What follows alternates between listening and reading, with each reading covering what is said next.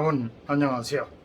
인터넷의 아버지 빈트서프 디지털 기록 보존할 양피지의 도전에 관해서 말씀드리겠습니다. 웹 3.0은 아직 마케팅 용어다. 구글에는 수석 인터넷 전도사라는 특이한 직함을 가진 역사적인 인물이 있다. 1970년대 거의 50년 정도 됐네요. 50년이 넘었네요. 현재 인터넷의 토대가 된 TCP IP를 개발해 인터넷의 창시자로 불리는 빈트서프 79 박사다. TCP 사선 IP는 서로 다른 시스템을 가진 컴퓨터 간에도 데이터를 주고 받을 수 있게 한 통신 규약. 같은 회사 컴퓨터끼리만 소통할 수 있었던 호랑이 담배 피던 시절 물음표를 끝낸 기술이다.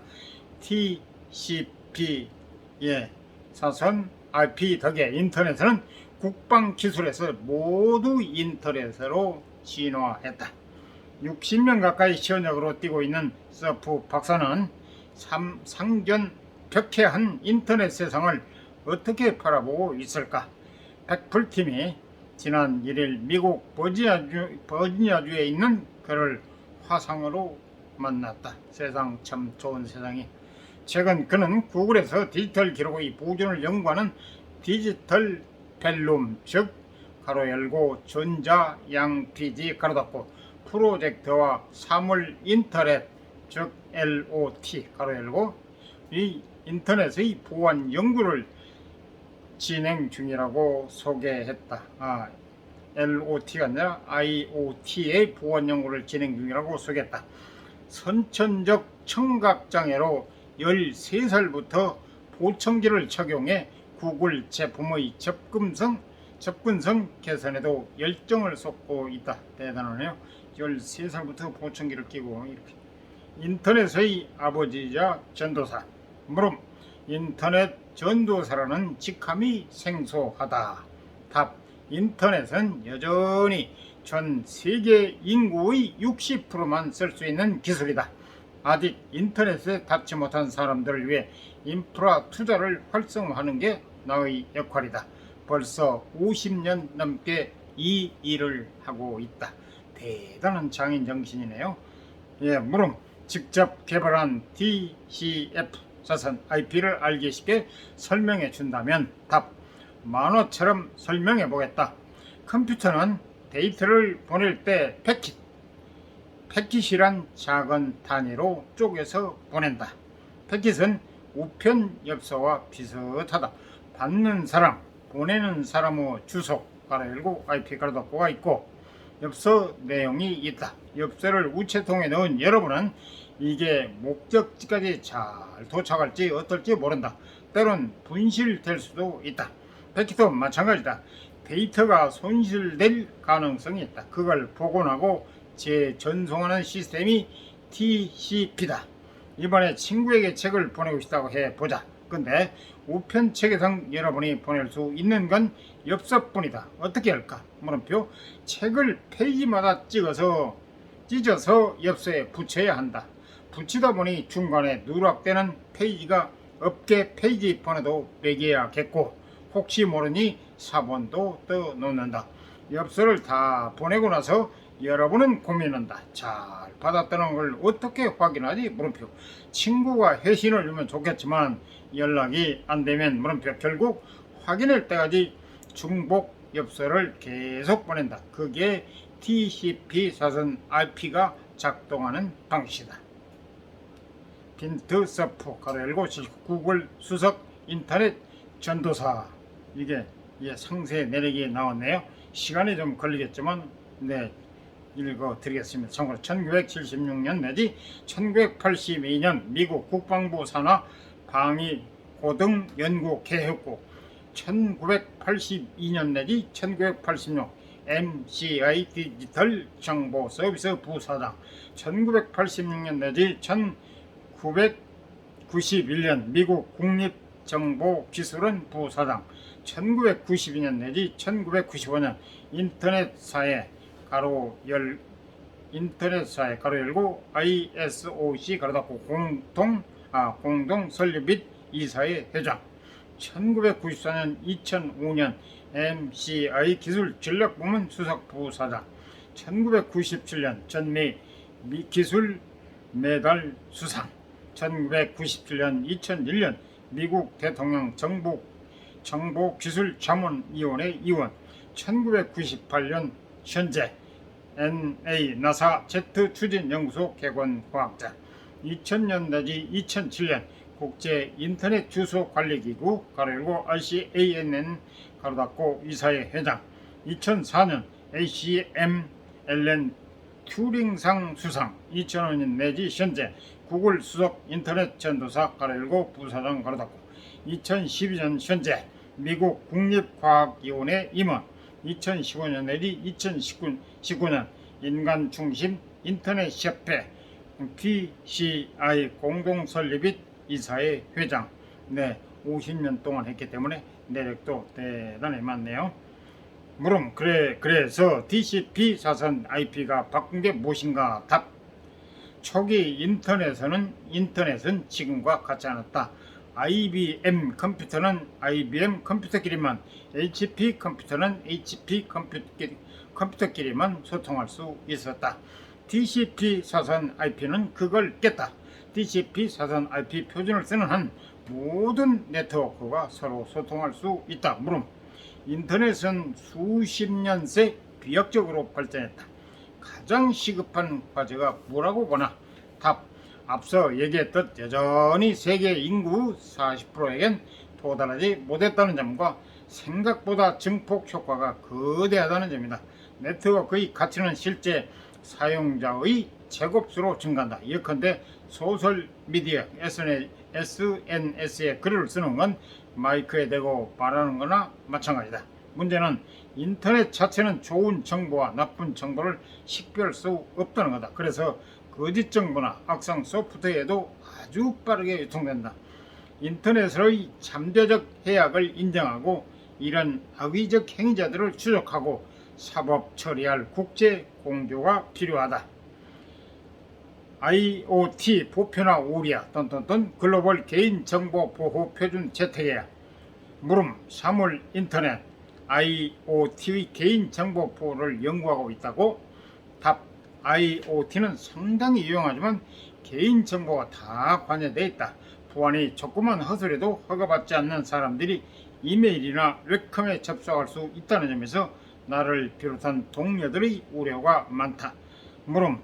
구글도 인공지능 가로 열고 AI 가로 닫고 비서인 구글 어시스턴트, 구글 홈 등 IoT 제품을 많이 내놨는데 답. 구글은 개인정보 보호를 엄청나게 중시한다. 모든 제품과 서비스의 설계 단계부터 개인정보 보호를 신경 쓴다. 데이터 전송 과정은 암호화하고 사용자들에게 2단계 인증을 권고한다. 물음. 그렇더라도 IoT가 확산할수록 개인정보는 더 위협받는 것 아닌가? 답. IoT 기기의 안전과 보안에 관한 글로벌 표준을 채택할 때가 됐다고 본다. 이제까진 기업들이 자발적으로 표준을 채택해왔다. IoT 기기도 의약품처럼 성능과 안전성 기준을 세우고 이를 평가할 국제기구와 정보당국이 필요한 시점이다. 물음. 글로벌 표준에는 어떤 항목이 들어가야 할까? 답. 제일 먼저 IoT 기기에 드나드는 모든 정보와 제어 기능이 철저하게 암호화되고 있는지가 중요한 기준이 될 수 있다. 다음으로 IoT 기기 제어 권한 유무를 각 기기가 판별할 수 있는지도 봐야 한다. 즉 디지털 인증을 통해 사용자 신원을 확인하고 이를 통해 IoT에서 정보를 바꾸거나 제거하려는 모든 시도에 도전할 수 있어야 한다는 뜻이다. 이게 중요한 이유는 때때로 소프트웨어 업데이트에서 실수가 발생하기 때문이다. 특정 소프트웨어가 IoT에 침투해 데이터를 빼가려고 할 때 그의 원천을 파악할 수 있어야 사고를 방지한다. 구글 문서 100년 후엔 못 열지도 디지털 양PD 만든다. 서프 박사는 디지털 콘텐츠를 수백 년 이상 보관할 방법을 연구하는 디지털 벨룸 프로젝트도 맡고 있다. 물음, 왜 이 프로젝트를 시작했나? 답, 인류의 기록 보존 주기가 점점 짧아지고 있다. 고대 도시에서 쓰던 점토판은 5천 내지 6천 년을 간다. 그 후 나온 양피지는 1000년 내지 2000년, 종이는 500년까지 보존된다. 희한하지 않나? 종이 다음에 나온 디지털 저장 매체는 생명이 더 짧다. 요즘 플로피 디스크나 CD를 읽는 기기는 박물관에서나 볼 수 있으니까 지금 우리가 쓰는 구글 독스 같은 문서가 100년 뒤 운영체제 OS에선 돌아가지 않을 수 있다는 말이다. 물음, 축적되는 지식은 점점 늘었는데 왜 보존기간은 짧아졌을까? 답, 비용의 문제일 수도 편의성의 문제일 수도 있다. 인류 역사에서 저장 용량은 꾸준히 개선되어 왔다. 가령 종이는 점토판을 쌓는 것보다 공간을 훨씬 적게 차지한다. 1979년엔 10메가바이트 MB 디스크 드라이브를 $1000 주고 샀었는데 지금은 그 10만 배 용량인 1테라바이트 TV 짜리를 $50에 산다. 훨씬 더 많은 정보를 더 낮은 비용으로 저장할 수 있게 되면서 기록 기술과 저장 기술도 급격히 발전했다. 변화가 쉽고 빠른 세상이 된 것이다. 물음, 디지털 벨룸 프로젝트는 뭔가? 답, 새로운 소프트웨어, 새로운 OS가 나와도 지금의 데이터를 이해할 수 있도록 비트, 데이터의 기본 단위를 변환하거나 판도하는 기술을 만드는 도전이라고 할 수 있다. 우리 손자들 그리고 후세대까지 과거의 기억을 즐길 수 있도록 하기 위함이다. 접근성은 마법의 가루가 아니다. 물음, 구글 제품의 접근성 개선에도 참여해 왔는데 답, 나는 거의 60년간 보청기를 써왔다.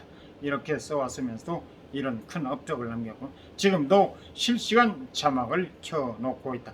평생 접근성을 민감하게 받아들일 수밖에 없는 환경이었다.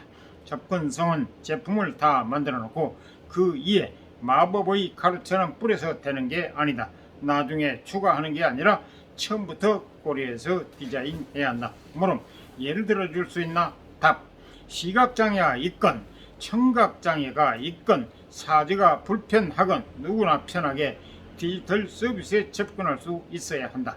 다양한 예가 있겠지만 지금 떠오르는 건 저시력자를 위한 이미지 확대, 정목생명을 위한 색상 대비, 운동장애가 있는 이들을 위한 음성 인터페이스, 청각장애인용 자막 등이다. 이런 서비스 설계 단계부터 고려되어야 한다. 웹 3.0은 정의되지 않는 마케팅 용어. 최근 인터넷 업계는 웹 3.0으로 떠들썩하다. 웹 3.0이 무엇인가부터 웹 3.0과 웹 3을 구분해야 한다는 시각, 웹 3.0에선 어떤 서비스가 돈을 벌 것이라는 예측까지 여러 논의가 오간다. 이 과정에서 웹 3.0은 정확한 정의가 나오기도 전에 블록체인, 메타버스, NFT 가로열고 대체 불가능 토큰 가로닫고 PEE 가로열고 돈 버는 게임 가로닫고 탈중앙화 앱 등 핫한 기술 서비스를 통칭하는 말로 변질되기도 했다. 현재 시장이 이해하는 가장 보편적인 웹 3.0의 핵심 가치는 블록체인 같은 탈중앙화 기술을 통해 데이터 소유권을 개인에게 돌려주자는 것이다. 구글, 메타, 네이버 같은 거대 플랫폼이 웹의 사용자들이 무료로 남긴 데이터를 기반으로 막대한 부와 권력을 쌓고 있다는 문제의식이 출발점이다. 서프이 박사에게 웹 3에 대한 생각을 물었다. 그는 나는 웹 개발자는 아니니 감안하라며 조심스럽게 의견을 전했다. 월드 와이드 웹 가로열고 www 이하 웹과 인터넷에는 혼동하기 쉽지만 웹은 인터넷 위에서 돌아가는 서비스의 일종이다. 인터넷에서 가장 성공한 서비스가 웹인 셈. 웹의 개발자는 팀 버너스-리다. 물음 웹 3.0이 달리다 실체가 뭘까? 답. 웹 3.0은 정의되지 않는 마케팅 용어다. 팀 버너슬리는 최근 이 용어 자체를 부정하기도 했다. 많은 사람들이 웹 3.0이 2차원 상호 작용을 3차원으로 옮기는 거라고 오해하는 것 같다. 누군가는 웹 3.0을 메타버스와 동일시하기도 하고 모두 적절한 정의가 전혀 아니다. 기술에 대한 더 깊고 심층적인 이해가 이루어진 다음에 정의해도 될 용어 같다. 물음 기술계에선 정의를 미룬 셈이고 학계나 산업계는 웹 3.0을 어떻게 보던가? 답.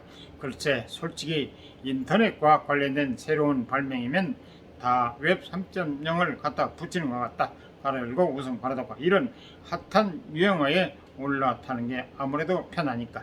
그래도 이런 실험들 가운데서 의미 있는 시도도 나올 거라고 본다. 우린 못했지만 너흰 할 수 있어. 물음 60년 넘게 현업에 남아 있을 수 있는 원동력이 궁금하다. 답.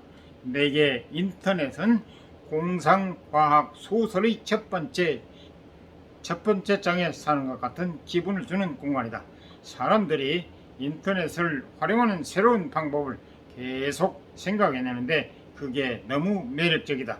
가상현실 가로 열고 VR 가로 닫고 고글을 끼고 하는 복싱이라든지 원격 수술 같은 건 옛날의 난 상상조차 못했던 서비스들이다. 머신러닝의 발전으로 컴퓨터는 우리 목소리를 이해하고 스스로 목소리를 생성하고 이미지를 인식하고 악성 정황을 추적하고 새로운 소형성을 발견하는데 도움을 주는 도구가 됐다. 끊임없이 호기심과 발명이 계속되는 환경에서 살아간다는 것은 매우 즐거운 일이다. 물론 살면서 혹은 구글에서 일하면서 가장 뿌듯했던 순간은 답. 인생에서 가장 자랑스러운 건 역시 나보다 낫고 현명한 두 아들인 것 같다. 솔직히 아내가 두 녀석 다 멋지게 키워놓는 거지만 가로 열고 웃음 가로 닫고 구글에서 뿌듯한 순간은 젊고 똑똑한 직원들에게 내가 모르는 걸 물어볼 수 있고 그들이 나한테 뭘 물어보면 25년 전 우리가 해왔을 땐 실패했지만 너흰 가능할 수도 있어 라고 답할 때인 것 같다. 옛날엔 컴퓨터가 너무 비싸고 무겁고 용량이 작고 느려서 할 수 없었던 게 정말 많았다. 내가 이거 피부로 느껴서 상이네. 이젠 아니지 않나? 가로 열고 젊은 직원들이 가로 닫고 시도하는 새로운 아이디어 중에 과거의 내가 좌절했던 것들이 보면 무척 뿌듯하다. 이상 도움이 되셨으면, 좀 긴 문장이었습니다만 도움이 되셨으면 구독, 좋아요, 알람 꾹 눌러주세요. 감사합니다.